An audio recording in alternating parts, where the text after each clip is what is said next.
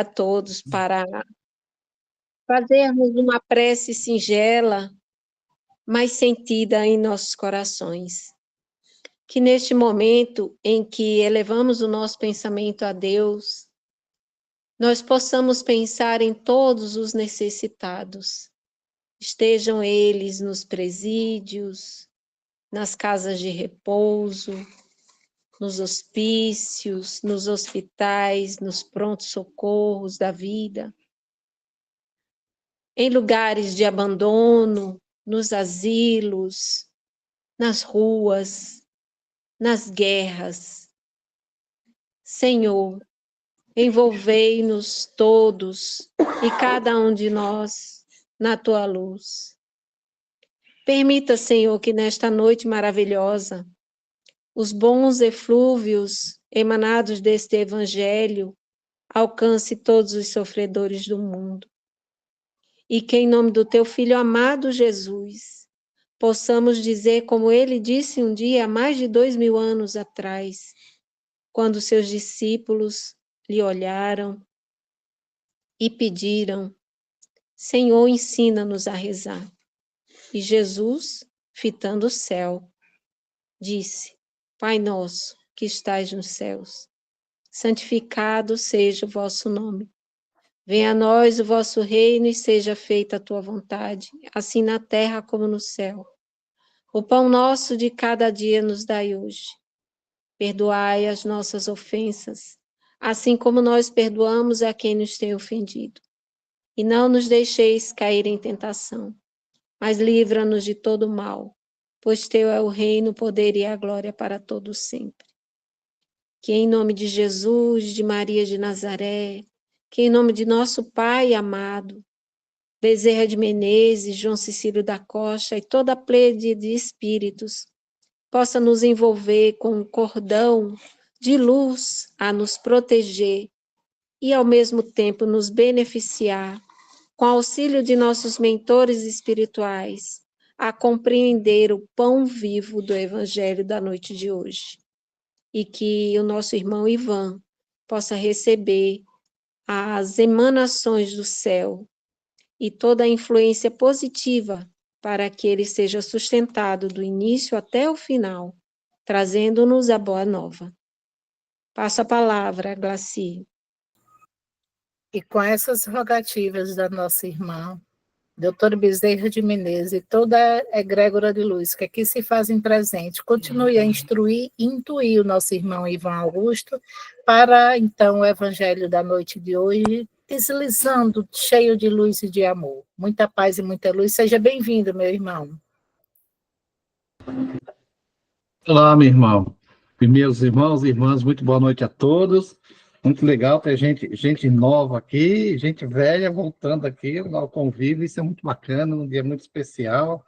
Hoje, né, apesar de ser um dia de feriado, mas estamos aqui num período pós-Páscoa, lembrando da passagem do sumo pontífice aí da religião católica, né, um homem que, da sua maneira, da maneira que foi possível, lutou também pelos pobres, lutou pela igualdade das pessoas.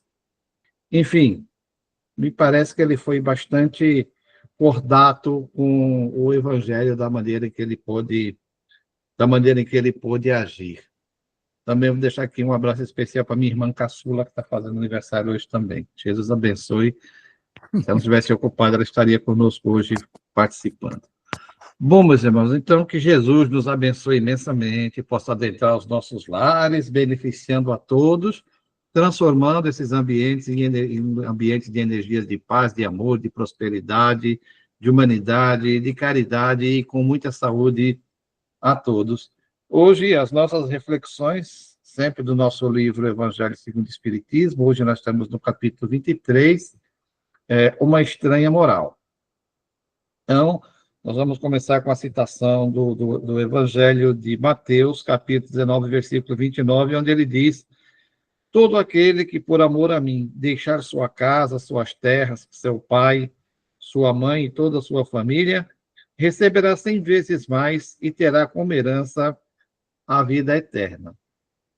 Jesus aí, nesse momento de seus ensinamentos, reforça, né, a necessidade de que nós temos que exercitar o desapego das coisas, das pessoas, colocando sempre em primeiro lugar a Deus e a nossa necessidade de nivelar os sentimentos entre todas as pessoas, como uma questão até de justiça, né? De não criarmos apegos excessivos que venham a trazer traumas a nós mesmos e a terceiros, e que faz parte da evolução do espírito, ele, ao longo do tempo, deixar cada vez mais esses relacionamentos de tanto apego e buscar cada vez mais o engrandecimento de si próprio no sentido da evolução espiritual. E como naquele tempo, dada a dificuldade de compreensão que as pessoas tinham, da profundidade do ensinamento de Jesus, a questão da espiritualidade era muito vaga, ou para muitos era assim, quase que não existia, porque eles acreditavam, como o próprio Jesus cita aqui, que ele terá como herança a vida eterna, porque grande parte da população, né, não acreditava muito nessa questão da sobrevivência do espírito. Eles achavam que aquilo era apenas para quem realmente recebesse uma bênção especial e teria, então, uma condição de viver junto ao Criador, de viver junto a Deus. E a maior parte das benesses que traria a sua transformação seria realmente o seu sucesso, né, junto às coisas materiais da terra, de ter uma família grande, de ter muitos bens, de morar com um povo forte o suficiente para suportar as agressões estrangeiras e até para conquistar também, uma vez que a própria ideia que eles tinham era que, segundo a promessa de Abraão, que num determinado momento eles dominariam toda a terra, tanto que aguardavam um Cristo revolucionário num cavalo branco, mais como um general, como um César, do que aquele que foi apresentado nascendo, né, num curral e de comportamento pobre e ideia pobre de espírito, como eles diziam naquela época. Depois nós temos aqui Pedro, ainda em Lucas.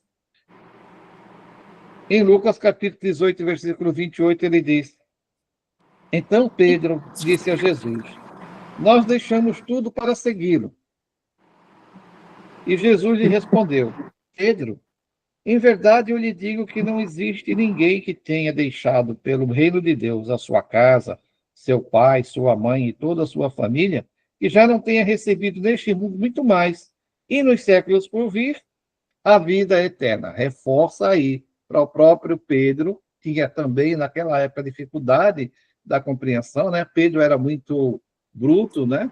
Não tinha conhecimento nenhum, era um simples pescador, reagia de maneira reacionária, muitas vezes, como a gente vê citado na própria Bíblia, ele partia realmente para as questões de fato. Então, Jesus aí fala novamente da vida eterna e confirma que ele diz que não existe, eu ver se eu acho aqui novamente, Jesus diz, em verdade, ele diz que não existe ninguém que tenha deixado. Ele fala, isso é um fato que já acontece, porque Pedro diz, olha, quando ele diz que vai acontecer alguma coisa, Pedro, não, nós te seguimos. Então, Pedro já queria o quê?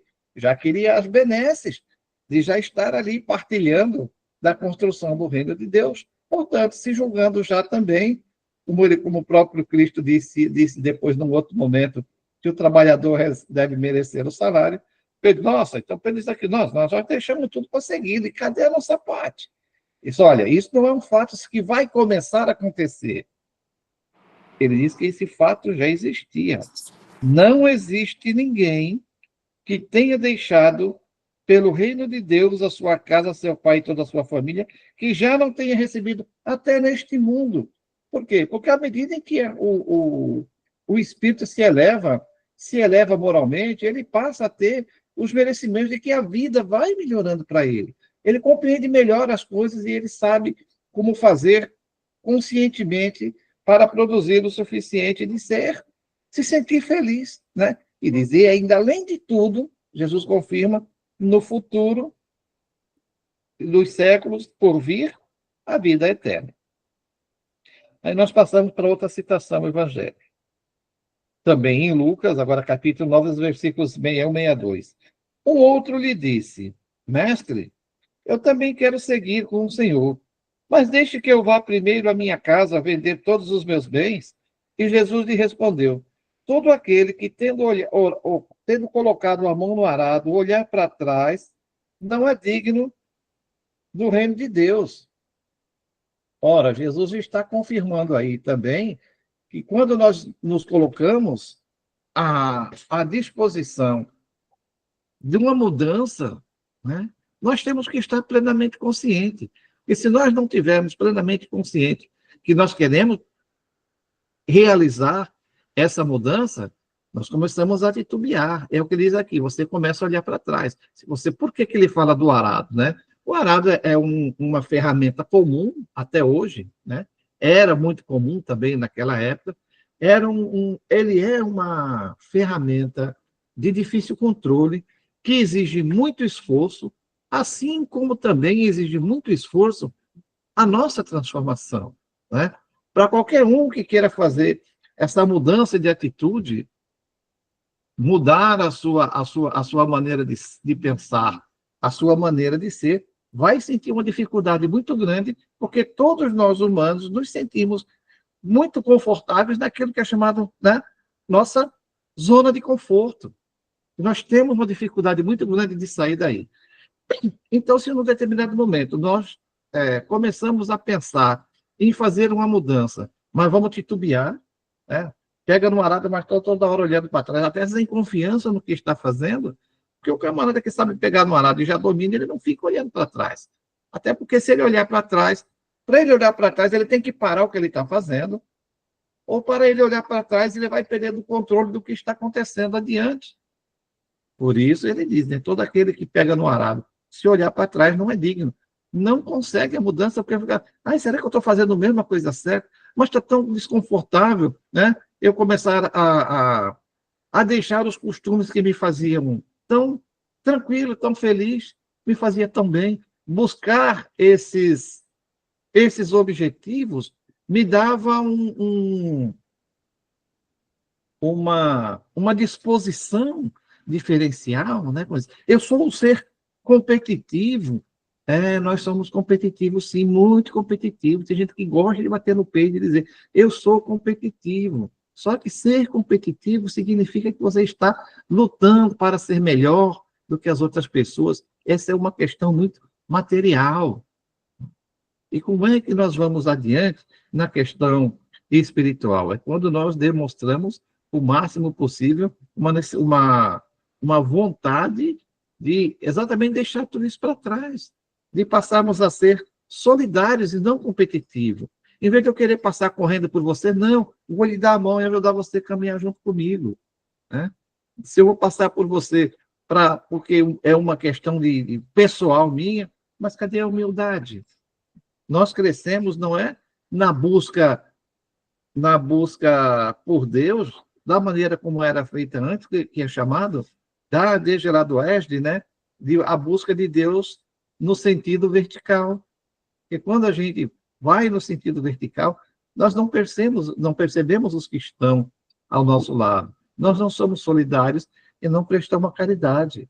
E o que diz, aquela faixa que tem lá dentro da nossa casa, fora da caridade, não há salvação. É necessário o exercício da caridade em todos os momentos da nossa vida. E eles aparecem para a nossa disposição a todo momento. Só que exatamente a gente amortecidos por esse sentimento do nosso próprio ego, né? O nosso egoísmo, exatamente, faz com que a gente queira ser, então, o quê? Competitivo, né? Em vez de auxiliar o nosso próximo, não. Eu sou competitivo, eu tenho que ir à frente.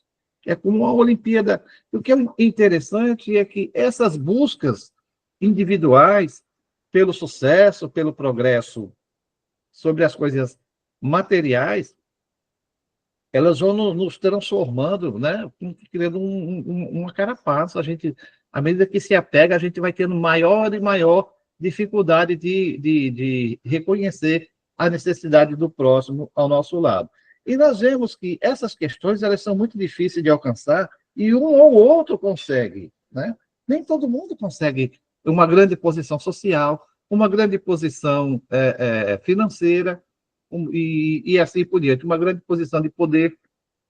E essas questões, elas como que... tem pessoas que são totalmente, como eu diria, assim, não sei se a palavra é viciada, é assim, talvez viciados nessa busca, né? Mantém aquilo ali como um horizonte e se apegam àquilo com toda a firmeza. Mas a gente vê que realmente é muito difícil que todos nós alcancemos o sucesso dessa maneira. Mas o sucesso espiritual, todos nós podemos alcançar. Se eu não posso ser hoje o camarada mais forte, porque eu já passei, cheguei num período da minha madureza, né?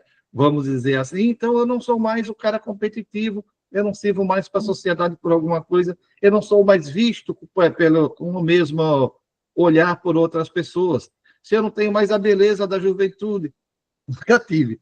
Se eu não tenho mais o dinheiro da fortuna que já possuí, também isso nunca tive. Porque são coisas muito difíceis. Alguém alcança individualmente. Mas o progresso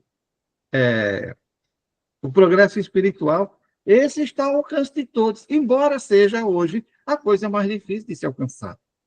Porque o camarada com um olho só, ele não pode ser piloto de avião, por exemplo, não vai permitir. Mas ele pode chegar espiritualmente, ser muito mais avançado, até o que não tenha os dois olhos, como diz o próprio Evangelho, né? Se o teu olho te escandaliza, você arranca ele, é melhor você ficar cego aqui do que estar cego no reino dos céus, é buscar nessa luta difícil do arado da transformação individual para que se consiga, então, esse sucesso. Agora vamos ao texto, senão passo o tempo todo falando, não vou ao texto. Como quem não gosta de falar, que nem eu. Sem discutir as palavras, é preciso compreender aqui o pensamento que, evidentemente, era esse. O interesse da vida futura está acima de todos os outros interesses e de todas as considerações de ordem humana. Porque esse pensamento está de acordo com a essência da doutrina de Jesus, enquanto que a ideia de abandonar a família não combina com a sua doutrina. Então, a gente tem que perceber aqui, é o sentido figurado. A dificuldade da palavra, do idioma, das traduções, nos trouxeram as coisas dessa maneira, mas pelo simples fato de saber que ele é uma pessoa doce, uma pessoa comum, né? Não comum na nossa maneira de pensar, mas um comportamento pacífico, né? Não podia jamais dizer, não, para viver, a ganhar a vida eterna, como herança, a vida eterna, você tem que abandonar sua família, abandonar seus bens, abandonar... Não, porque vai transformar todo mundo em pária, né? E aí, cadê até a própria lei do progresso? Não se realiza. A aplicação desses ensinamentos surge quando sacrificamos os nossos interesses e o convívio com a família para defender a pátria.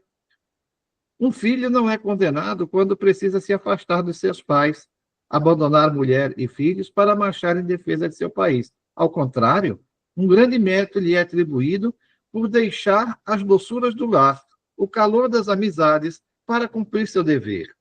Portanto, existem alguns deveres que são mais importantes que outros. A lei não obriga que a filha deixe seus pais para seguir o esposo. O mundo está cheio de casos onde as separações dolorosas são necessárias, mas nem por isso as afeições se rompem. O afastamento não diminui com o respeito, nem a dedicação que se deve aos pais, nem o amor para com os filhos. Com exceção do termo odiar, as expressões que foram utilizadas por Jesus não negam o mandamento que diz para honrar pai e mãe, como também não negam o sentimento de ternura paternal. As expressões também não pregam o abandono aos pais, principalmente quando analisadas pela ideia que trazem consigo.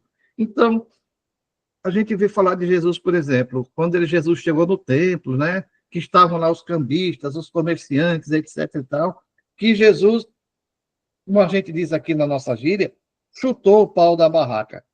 É difícil, gente, a gente compreender, né, que foi dessa maneira. Que ele tivesse lá e provocado um estouro dos animais, que saiu virando bancas, colocando a vida das pessoas em perigo. A gente pode compreender que, sim, alguns seguidores... Lembra que eu falei de Pedro agora há pouco? Pedro, em mais de uma oportunidade, quando Jesus foi preso lá junto ao Horto das Oliveiras, para ser finalmente conduzido ao Sinédrio, para acusação, para julgamento, etc., Pedro, como pescador, andava com uma bela peixeira, com uma pequena espada, né, e agrediu o soldado, né? E Jesus disse o quê? Embanha a espada.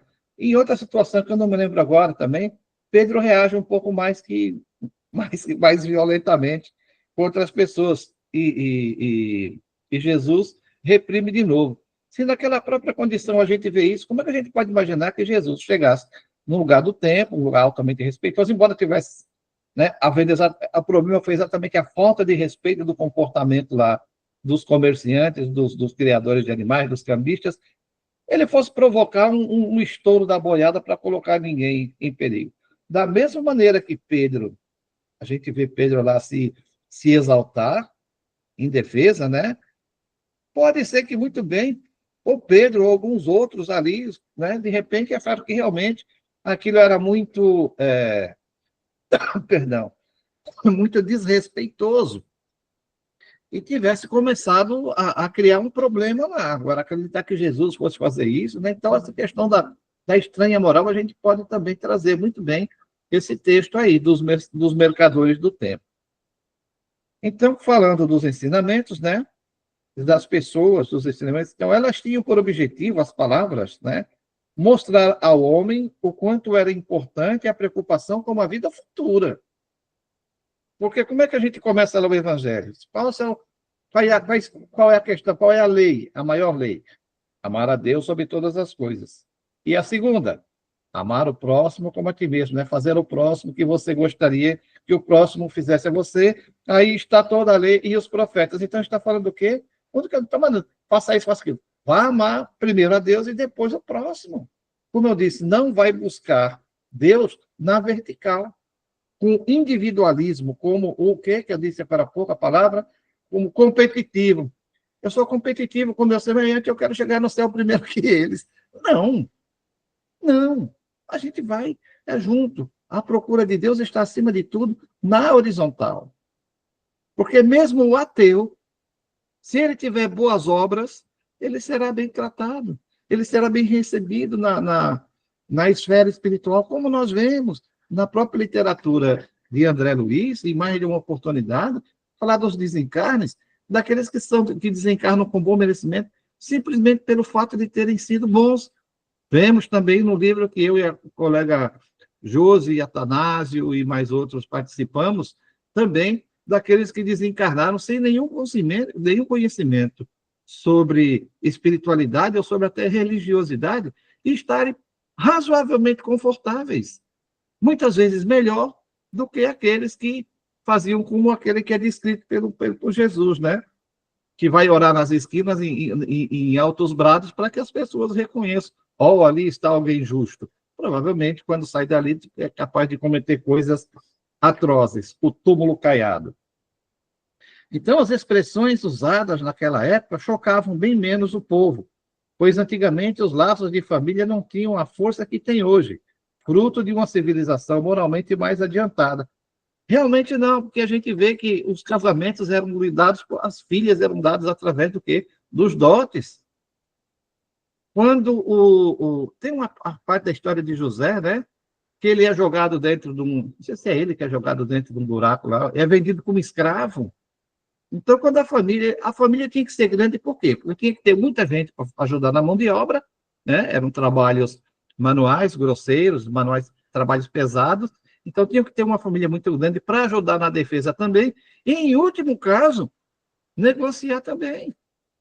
A gente vê, até hoje, tem umas tribos ali na África que as mulheres são, né? O camarada ele quer um patrimônio, quer construir uma família para ter também o seu clã ali, a sua força, demonstrar a sua força, e as mulheres são negociadas com vacas, né? Então, uma mulher que é forte, que vê que quanto mais forte for a mulher, mais vacas vale, gente. É questão ainda daquele nível social que eles estão. Mas nós vemos ainda, em muitos ambientes, em muitas famílias, a pessoa tem interesse que a filha se case com fulano porque é de uma família rica, que o filho se case com alguém por causa de uma família rica. Então, a gente não está muito diferente desse povo ignorante que era citado lá 2000 anos atrás.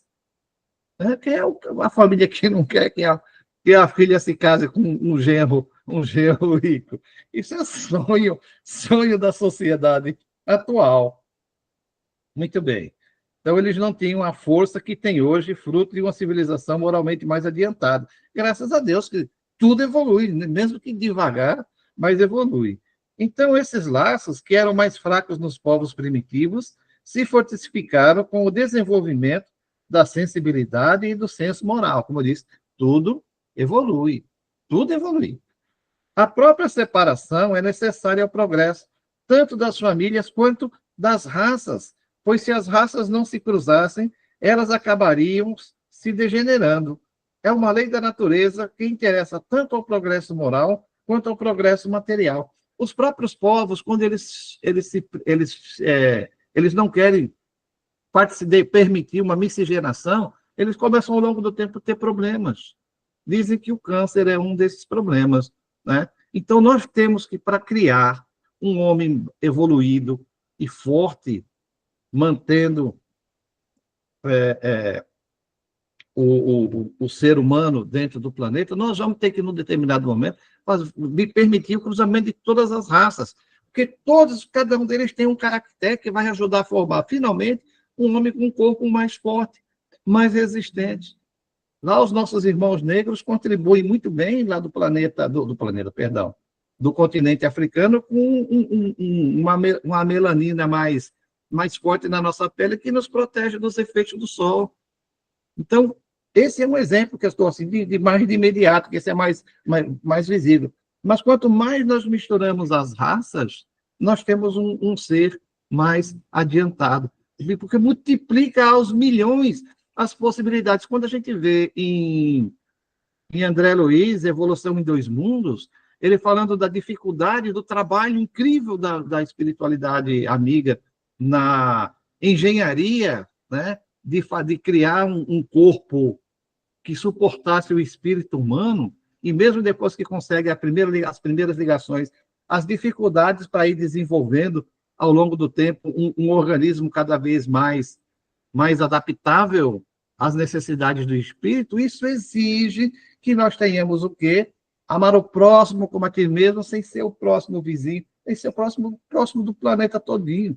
Todos os nossos irmãos que estão, inclusive, nos dois planos da vida, porque quanto mais a gente aumenta a possibilidade de manter mais seres vivos na Terra, mais seres humanos, nós aumentamos a possibilidade daqueles que estão ainda encarnados receberem mais uma oportunidade de virem aqui para tentar o seu adiantamento moral, numa folga a sua psique, e estar lá, ser retirada dos problemas e vir passar um tempo aqui como um refrigério realmente para buscar novos passos na caminhada. Então, na Terra, as coisas são encaradas somente pelo ponto de vista materialista. O Espiritismo faz com que vejamos as coisas de um modo mais elevado, ao nos ensinar que os verdadeiros laços de afeição são os do espírito e não dos corpos. Os laços de afeição não se rompem com a separação, e muito menos com a morte. Esses laços se fortificam na vida espiritual à medida que o espírito evolui. É uma verdade consoladora que nos dá grande força para suportar as dificuldades da vida. Por isso, quando Jesus disse, quem é minha mãe, quem são meus irmãos, ele não está excluindo a mãe nem os irmãos, mas ele diz o quê? Aqueles que seguem as leis de meu pai, acho que a palavra não sei se é mais isso, mas diz, aqueles que seguem as ordens de meu pai, né? Quem são esses? Esses são minha mãe e meus irmãos.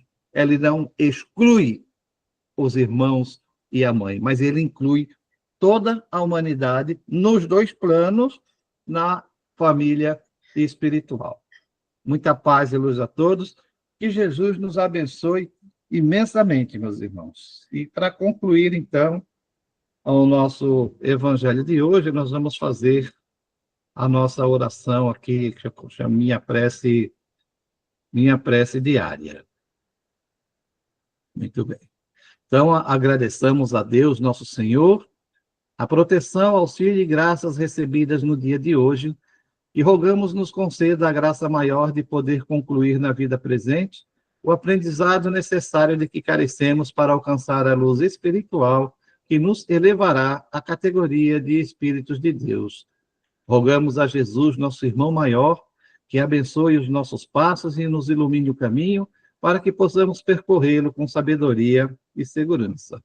Rogamos a Jesus, nosso modelo e guia, paz e luz para o nosso espírito, assim como para todos os que nos são caros, e também aos nossos inimigos, a fim de que um dia possamos tê-los como amigos e unidos possamos elevar o nosso agradecimento ao Senhor.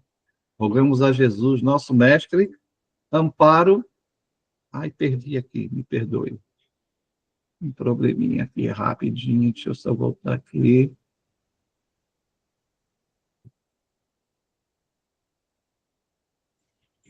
Eu estou sem o mouse, aí complica, mas vamos lá. Rogamos a Jesus, nosso mestre, luz e amparo aos nossos irmãos necessitados, aos cegos do mundo, aos que se encontram enfermos em seus ambientes de tratamento e recuperação, ou em seus lares, ou mesmo abandonados, os deficientes mentais e os encarcerados, aos famintos e aos que vivem ao léu, para que consigam receber de mãos dadivosas a palavra confortante e a ajuda necessária.